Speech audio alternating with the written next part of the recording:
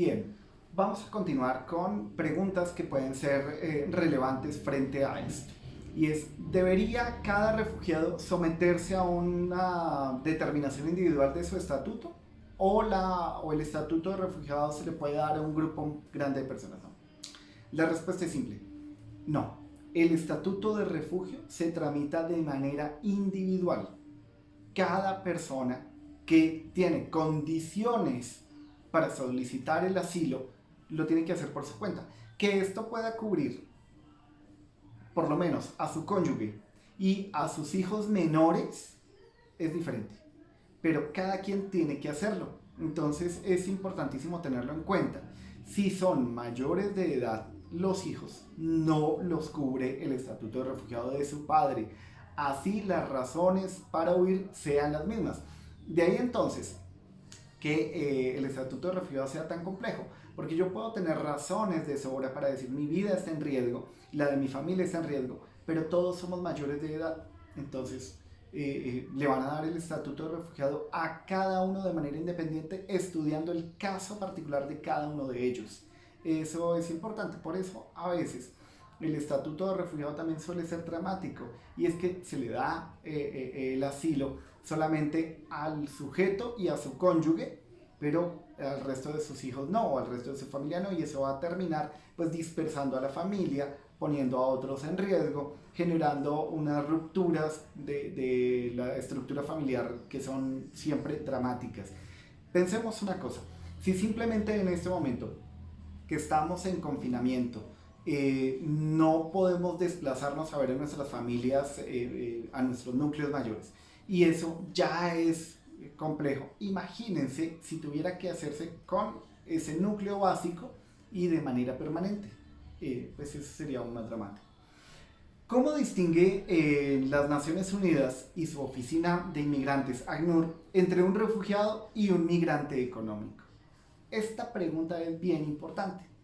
¿Por qué? Porque el migrante económico, recuerden, busca resolver su situación económica yéndose a otro lugar, pero su vida no está en riesgo, a menos que sea producto del hambre, o no es perseguido por sus ideales políticos o de defensa de los derechos humanos. En cambio, el refugiado sí.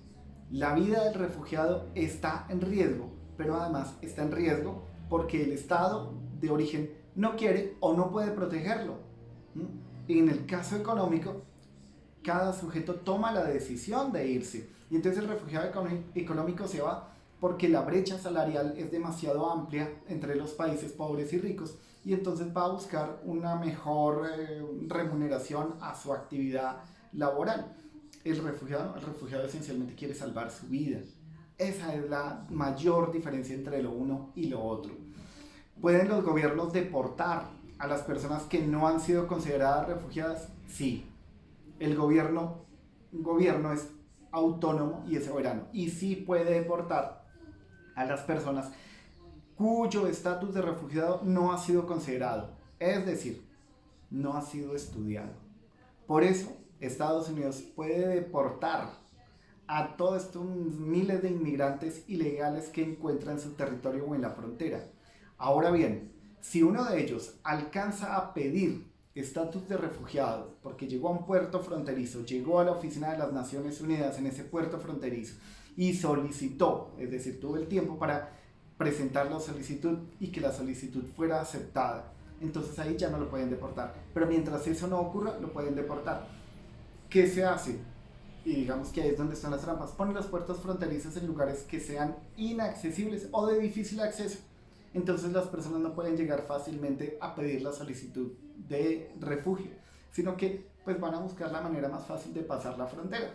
Son encontrados luego de la frontera en situación de ilegalidad, inmediatamente son deportados, indistinto de si su vida está en riesgo o no.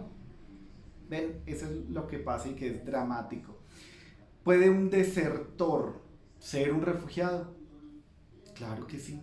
¿Por qué? Porque el desertor esencialmente, y como su nombre lo indica, está dejando una intencionalidad política o ideológica y se está retirando porque sus principios morales, su razón, lo llevan a pensar de una manera diferente.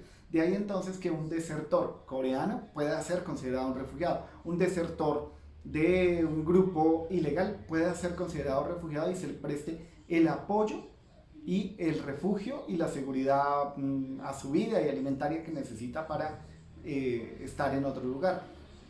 El desertor tiene esa condición particular y lo tiene desde la Segunda Guerra Mundial. Entonces recuerden que este ejercicio de refugio pues viene desde la Segunda Guerra Mundial, entonces tiene un montón de connotaciones desde allí.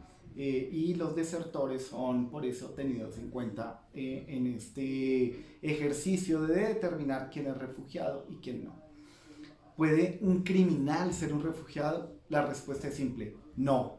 Un refugiado no puede ser un criminal. ¿Por qué?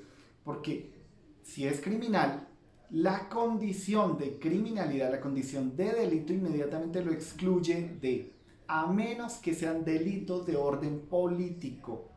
Los delitos de orden político sí pueden ser considerados causales de refugio y por eso cada caso se debe estudiar de manera independiente. Por eso no hay grandes grupos de refugiados o de asilados por su intencionalidad política. No, cada quien es estudiado de manera independiente. Eso es importantísimo tenerlo en cuenta.